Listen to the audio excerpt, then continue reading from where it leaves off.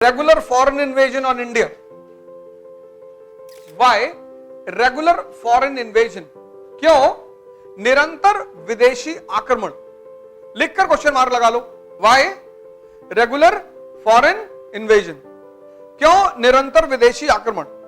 पहला reason natural resources, natural प्राकृतिक संपदा, नेचुरल रिसोर्सेस.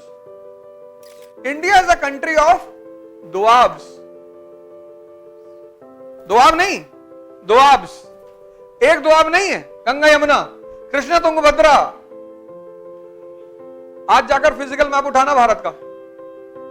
दोआब मतलब दो नदियों के बीच का क्षेत्र, और जो दो नदियों के बीच का क्षेत्र होगा वो उपजाऊ होगा. तो भारत में एक दोआब नहीं है, भारत में कई दोआब है. फर्टाइल प्लेन्स, स्पाइसेस, सैंडलवुड और न जाने क्या क्या. पहली चीज. दूसरी चीज मानसून.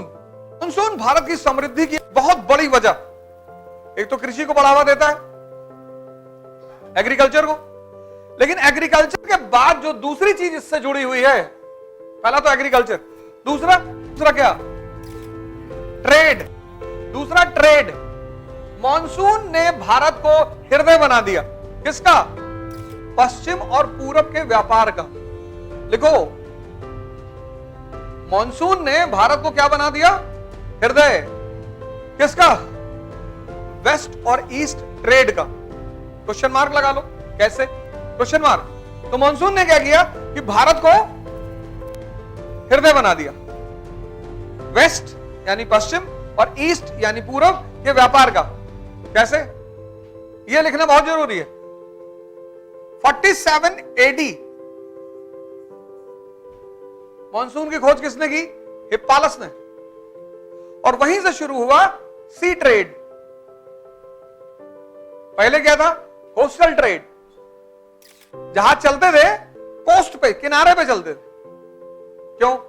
अब तुम नदी में नाव में सामान रख के और ह्यूमन ताकत से खींच सकते हो, समंदर में खींच सकते हो नहीं.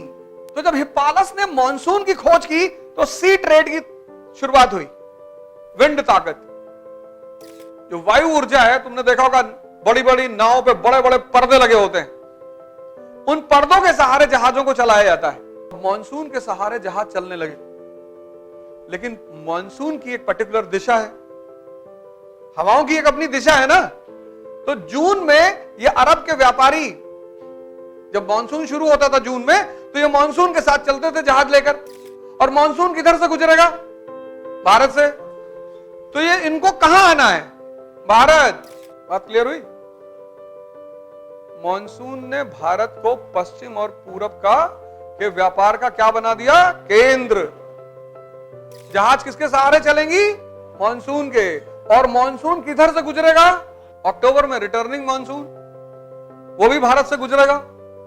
तो आते और जाते दोनों वक्त तुमको कहां रुकना है?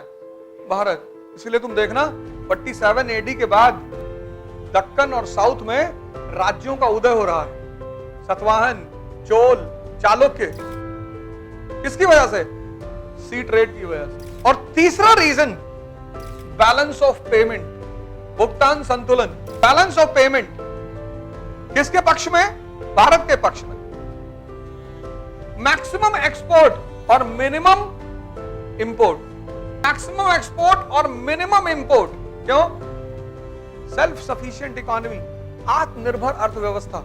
कौन सी अर्थव्यवस्था? लिख लो, सेल्फ सफिशिएंट इकोनॉमी.